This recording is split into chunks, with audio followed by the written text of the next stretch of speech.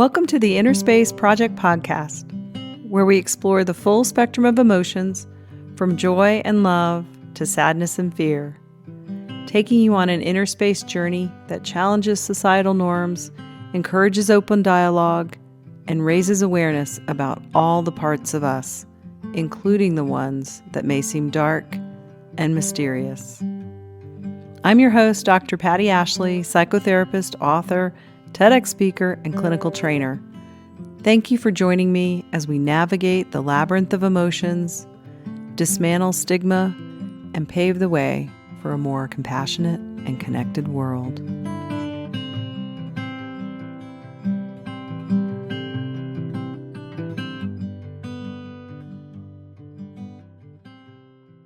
Okay. Hi, everybody. Welcome to the Inner Space Project podcast, where we talk about all things in our inner world, from joy and fear to sadness and anxiety and all the feels inside. And our episodes are rotating between beginnings, middles, and endings, the beginning of life, the middle of life, and the end of life stories. And my guest today is going to talk to us about something in the middle that's very significant to all of us, and that's relationships.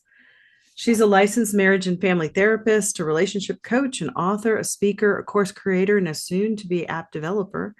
She's the creator of Partnerhood, a program helping couples strengthen their relationships so they can co-create successful, connected, and intimate families. She especially likes helping couples prepare for the joys and difficulties of having children before they're born. Today, she's going to talk to us about what makes a healthy relationship, as well as share her thoughts on the 5 areas couples need to address to have a successful partnerhood. Welcome, Christie, Sears, Thompson. Hi, Christie. Thanks for being here. Thank you for having me. I appreciate being on with you. Yeah, it's so great. I know relationships today are challenging.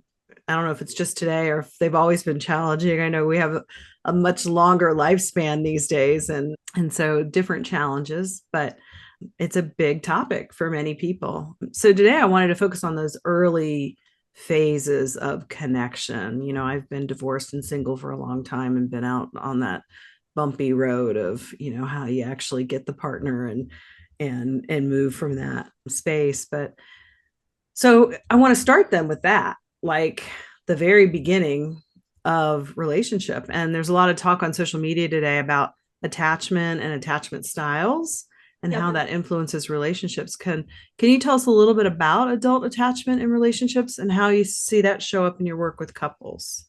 Sure. I usually don't see a whole lot of secure attachment people in my practice because they probably wouldn't be coming to therapy otherwise, unless they've really done a lot of work on themselves. But that a lot of times does take therapy to get there. There's 4 different attachment styles I think that most people will fit into. And what's interesting about it is you don't always have the same attachment style with one person as you do with another person. So you might have like a very secure attachment with someone who is not a romantic partner, where you like a friendship or something, like you're always trusting with them. There's no, you're texting back and forth. You're like, oh, why aren't they texting me back immediately? Where it might be completely different with a romantic partner. So just because you have one kind of attachment style with someone doesn't mean that's your attachment style. So I kind of want to debunk that myth, because I think and just kind of tell us what those attachment styles are for people who may not. Sure.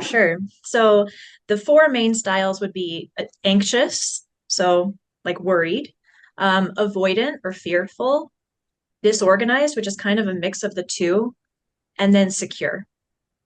So the ideal, quote unquote, is to have a secure attachment where you feel comfortable, where there's a good amount of distance and a good amount of closeness. Whereas anxious or avoidant are kind of the extremes, and the secure is in the middle, and disorganized is obviously is all over the place. Yeah, and for people who have no idea what that means or where that comes from, you know, explain a little bit of that. Like, it comes from early childhood, right? It comes from our experiences. And I think we were talking, the other buzz trend now on social media is trauma, you know, and so the trauma and I call it sanctioned mini traumas in my work. Parenting practices I think are traumatic, and I don't think that and which is actually a big motivation behind me doing the Inner Space Project, is because I did parent ed for a long time, and as a therapist, I've seen so many people just brush off these things that we say to kids, and the way we neglect meeting their needs, but not consciously. They're really good parents. They're doing the best that they can with what they know, but we don't know a lot about what that means, what little people need. And so tell us how the avoidant and the anxious and the disorganized what might be a setup for some of those early on. Sure. Yeah. A lot of it is formed in childhood attachment with your caregiver or supposed trusted people in your life. So it doesn't necessarily have to be a parent. It could be a grandparent. It could be a teacher. Whoever is like an adult figure in your life as a child can form these attachment styles within you. And what's interesting about that too is that you said the word trauma, and I think that is kind of in some way becoming like a buzzword. Like everybody's like knowing more about trauma. And maybe some people understand that there's the big T trauma and there's little t trauma. So what you're talking about, like those little instances of like microaggressions or ignoring a child's needs or small little things that can add up over time, can be those little t traumas. And it doesn't have to be a big, huge event of like having a car accident or like moving across the country and leaving everything they know or something like that. And everybody also perceives trauma in a different way. So you'll notice if you've ever been around a child at all, sometimes things are so big and huge and important to them. When as an adult, it's like, that's really not that big a deal. Yeah. Where in their minds, it's hugely important. Like, I wouldn't go so far as to say like picking the red cup over the blue cup is going to create trauma for a child, right? But it is going to dismiss their feelings if you don't validate like, oh, it's really hard that you don't get what you want, or you're just completely ignoring like be happy with what you get or something like that. Or you shame them like, oh, what's your problem? It's only a cup. Come on. Right. That sort of stuff. That's what I'm calling sanctioned mini traumas. Parents aren't Yes. aware how detrimental that is, because children absorb that as, what's my problem? Because I want the red cup. Oh, yeah. It's all about and them. then it can be internalized as like, I'm a problem. I'm causing this stuff to be wrong. And then can also create these attachment styles in turn. Okay. So an anxious attachment comes from what? Parents not necessarily being available, not really feeling like, well, I know avoidant comes from parents who are pretty neglectful, and kiddos have to kind of then, take care of themselves. And then they grow up thinking, I don't need people. It's too painful, right? Is this, right. So the avoidant, and then I'll let you take over from here, but the avoidant and the anxious seem to be attracted to one another. Like the anxious is chasing and the avoidant is running. And so I'll again. Yeah. So that will show up in adult relationships as well, is this pursuer distancer dynamic. And that means a lot of times that you have an anxious and an avoidant personality attachment that's like doing this back and forth with each other. And of course, you do the therapy thing and you dig into the childhood and you figure out the why. And then when you figure out the why, it's like, well, then what next? How do I get out of this dynamic? And that's the hard work, rather than just identifying, oh, I have this attachment style with my partner. How do I fix it, quote unquote? I don't like using that word necessarily, but I think people are going into therapy and wanting to understand like their shadow sides or growth areas because they want to fix what's wrong with them. And it's none of these attachment styles are wrong. I want to debunk that myth as well. It's like, these are not wrong attachment styles. They just are. And if you want to move into a different attachment style, you can move towards that attachment style. Yeah. It's not set in stone.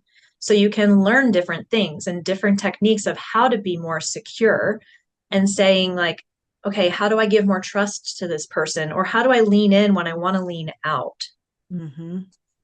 Yeah, absolutely. I love that not fixing it, because I think that's a big problem in our culture right now, is this whole idea of having to fix things. I think, Carl Jung says what we resist persists and often grows stronger. Instead, how do we love all the parts of ourselves and learn how to navigate them with other people? Again, what the Inner Space Project is about. So I'm really glad you pointed that out. It isn't about fixing it. It's about learning to love all the parts and integrate and feel safe. It's all about safety, right? I mean, if we go back to attachment, it's about emotional safety. Is And my love. caregiver there? Does somebody love me? Am I lovable? And then we take that into, so I'm either going to be avoidant, anxious, or a combo of both. Yeah. And so I love that. So I love that. We're not going to fix it. We're going to help give some tools and techniques in order to soften, buff out, or I don't know if that's the right word I either. would just say grow, Grow. like Yeah. learn and grow, Yeah. because when you're in an attachment style that is dysfunctional for you, you're in a childhood space that isn't really helpful in your adult relationships. So you haven't grown out of that space yet. Mm, I love that. Growth. Yeah. It really is about growing, and how we get stuck. We know now about how the first 6 years of life are so impressionable, and everything goes into the subconscious, and it kind of runs our life. We're on autopilot trying to find safety the way we learned as kiddos. And then we go into relationship and we're still doing it. But so your work then is to make the unconscious, or my work, and I would imagine yours is too, to make that unconscious conscious, and then let shed some light on it, and let's navigate, that territory so it isn't so scary. Right. But relationships are hard, right? They are. Yes. And conflict and disagreements are inevitable, wouldn't you say? I mean, I would. do people go into relationships sometimes thinking they're gonna not have to deal with conflicts? Like, oh, we're just gonna like, Oh yeah. happy I together. see that sometimes. It's like, oh well, we almost never fight, or especially when I'm doing like premarital work with couples, and they're like, oh yeah, we're really good. Like we almost never fight about things, but when we do, like we're pretty good about like coming back together. And that uh, if we're talking about attachment and kind of bringing it full circle here, is saying like you have a secure attachment with your partner then, because you're able to like trust that you can come back together and it doesn't keep escalating into this fight of what's going on, why aren't you listening to me, I'm not important, you don't love me, am I enough, like all that kind of internal narrative that keeps rattling around within us, and then we go into that either anxious, avoidant, or disorganized space. Mm-hmm, mm-hmm. And a lot of the not dealing with conflict would be related to avoidant, don't you think? Oh, we don't do conflict. So we kind of like, we dance around the issues, we sweep it under the rug, but It it could be, it but eventually. I see a lot of times too anxious attachment popping up with like that pursuer kind of mentality and behavior, and going after their partner like, well, why don't you want to spend time with me, and why do you want to be with your friends so much, and I just want to be with you, or I know you're going on this trip and I'm nervous that you're going to like not come back, or I mean that's kind of extreme, but that can also start conflict. Yeah, yeah, yeah. So what do you find are the best ways to help couples navigate conflict? I mean, going to basic, how do you fight kind of strategies, which a lot of people were not taught, especially as children, how to fight and fight effectively. And Mm, I think it's actually okay and it's healthy to have conflict. You don't want to have no conflict, and you don't want to have conflict all the time. There is like a middle ground there, because there is inevitable disagreement that's going to happen when you have a partner, especially a longtime partner that you're going to be with for a while, and you're going to have different ideas and values, and like you're going to rub up against each other in bad ways, not not good ways, um, yeah. that are going to like push your buttons about what feels like they don't value you, or your ideas are not as important as theirs.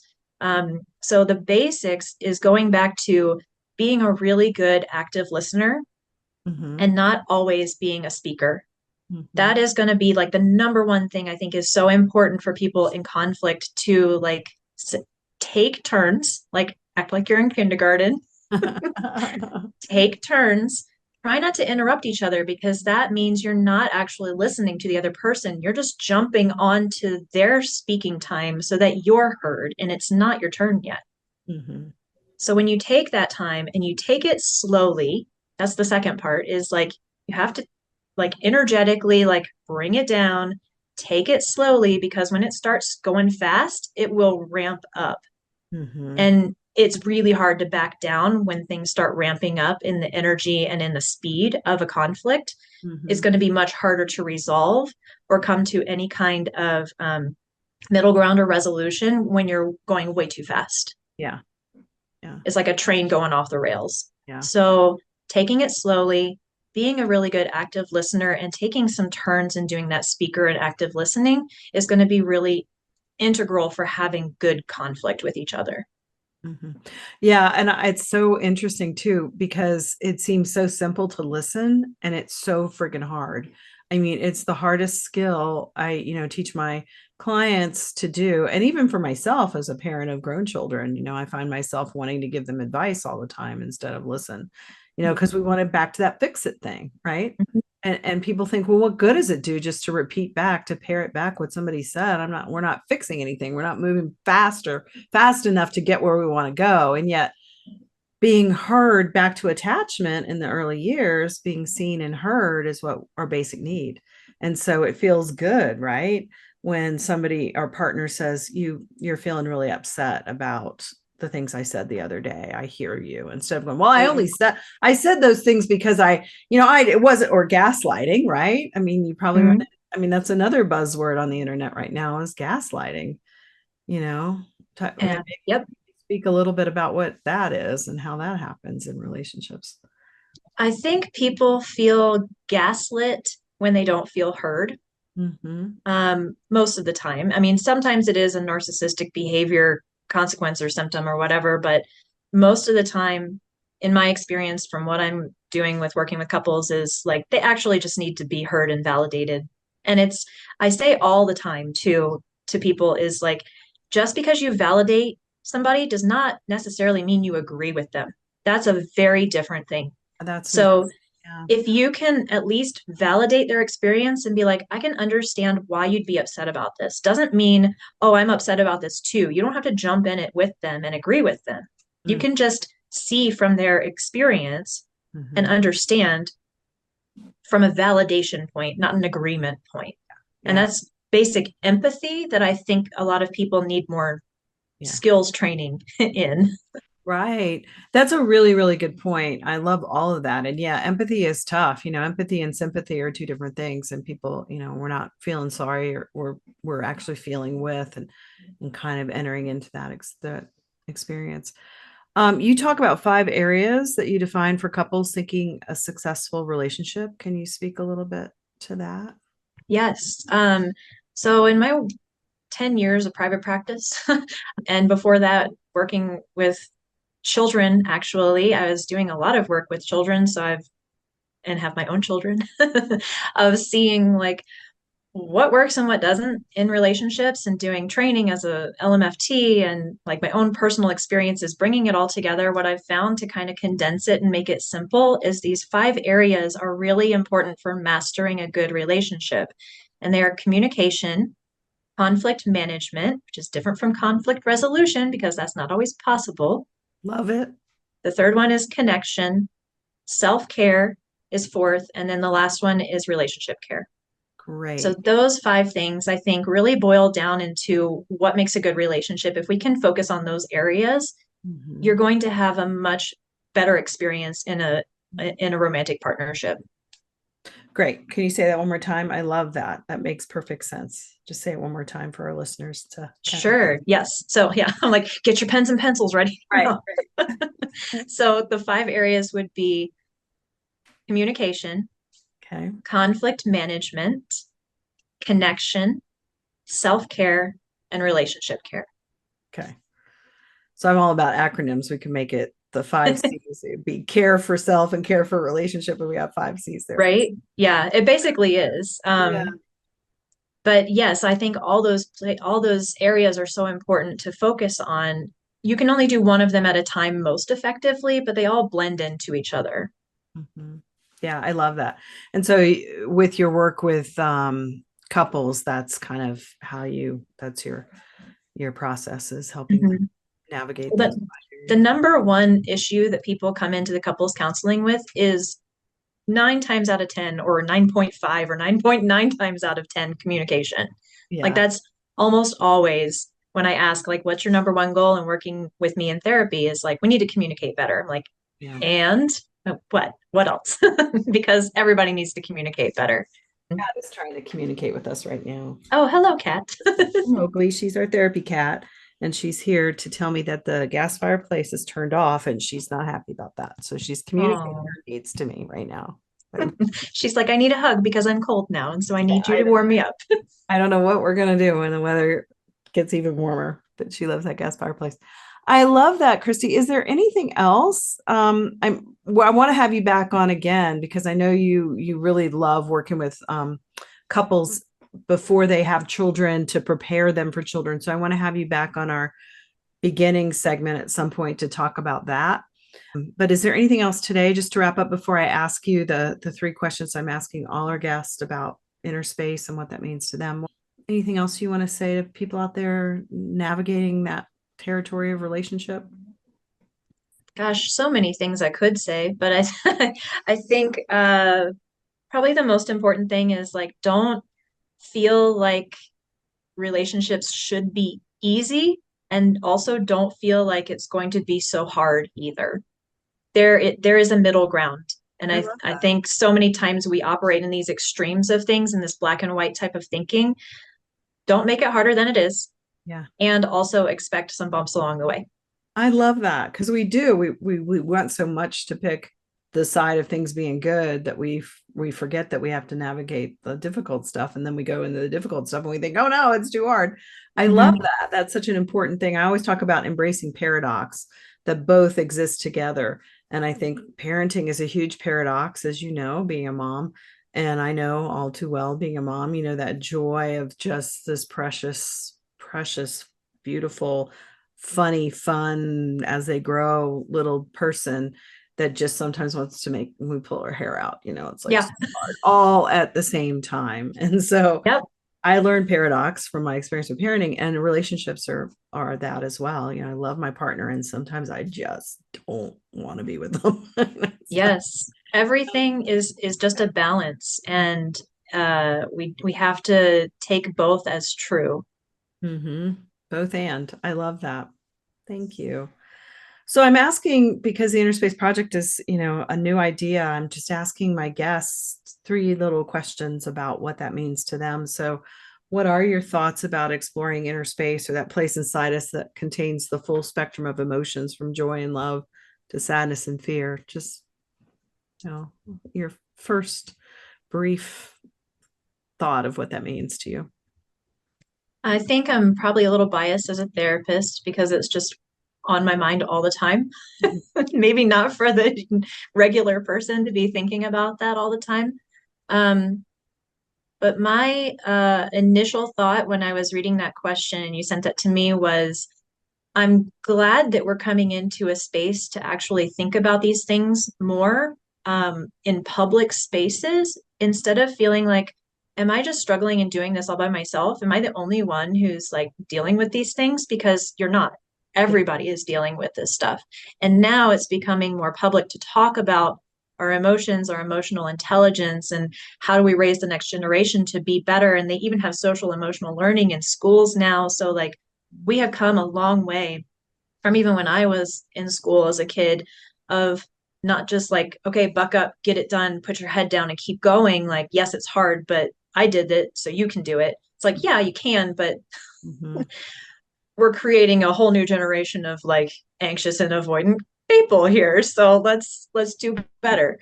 Thoughts. And I'm grateful that this is something that we can actually talk about nowadays. Yeah.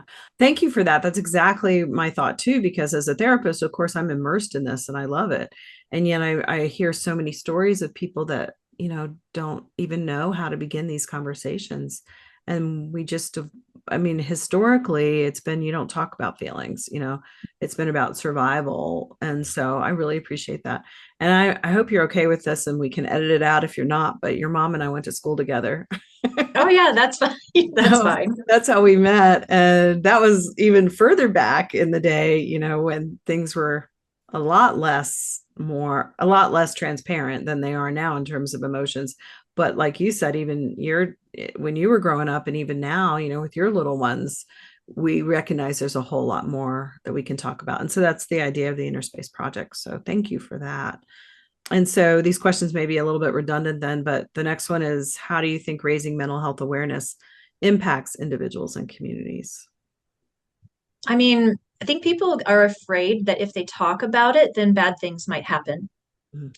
It's like the same idea of like if someone is feeling so depressed that they might feel suicidal, that if they talk about it, then they'll actually die by suicide. And that's not true.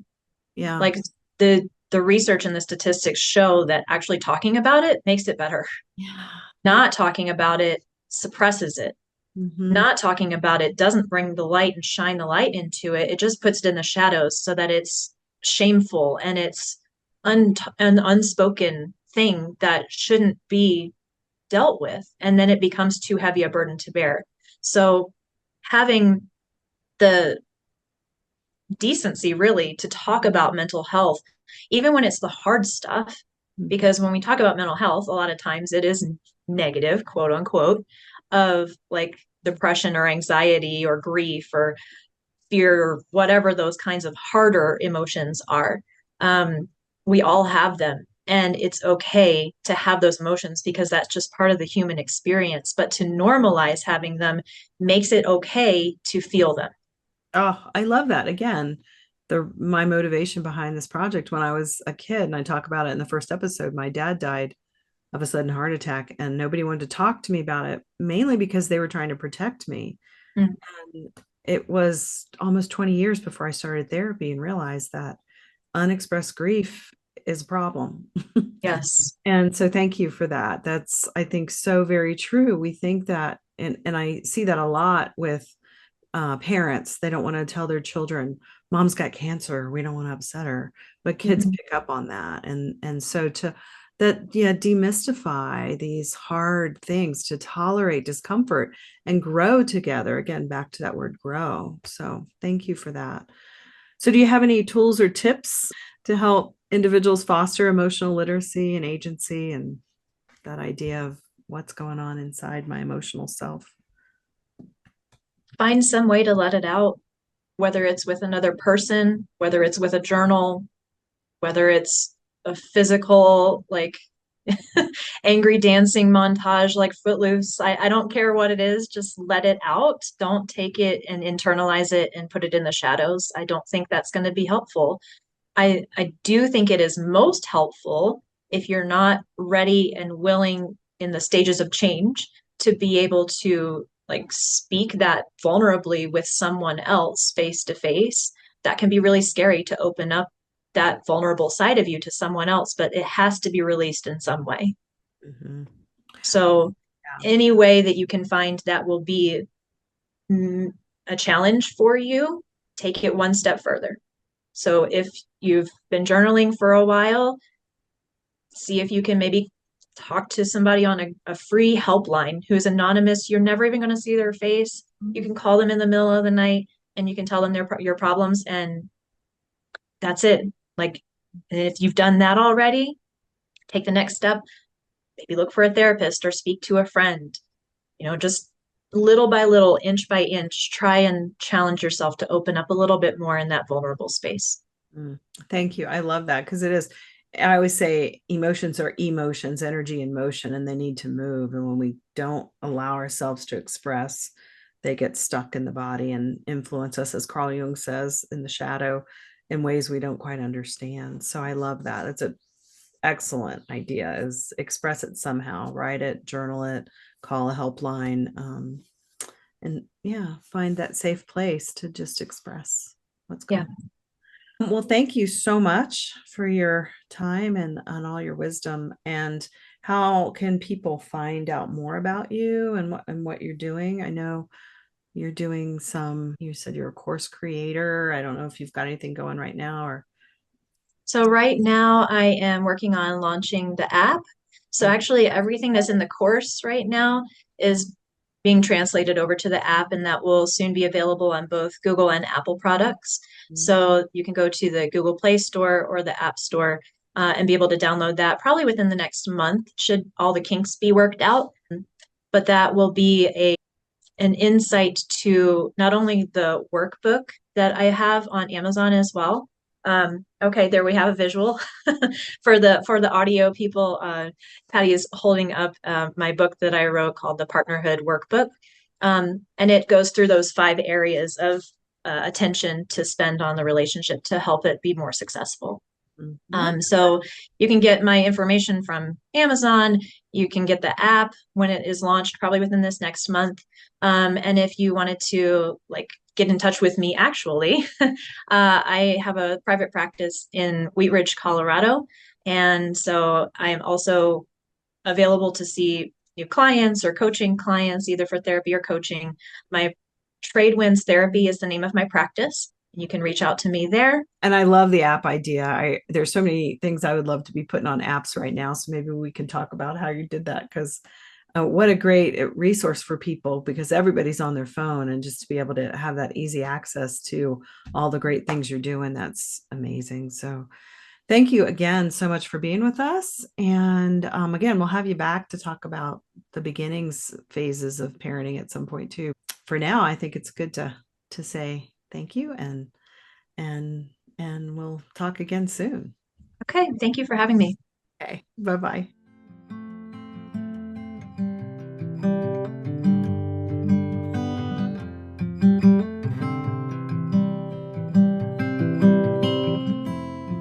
Thanks for tuning in. I hope you enjoyed this inner space journey, and we'll come back again for the upcoming episodes. For more information about the Inner Space Project and all the other offerings I have for you, please visit my website, www.pattiashley.com, PattiAshley. Thanks again, and I'll see you real soon.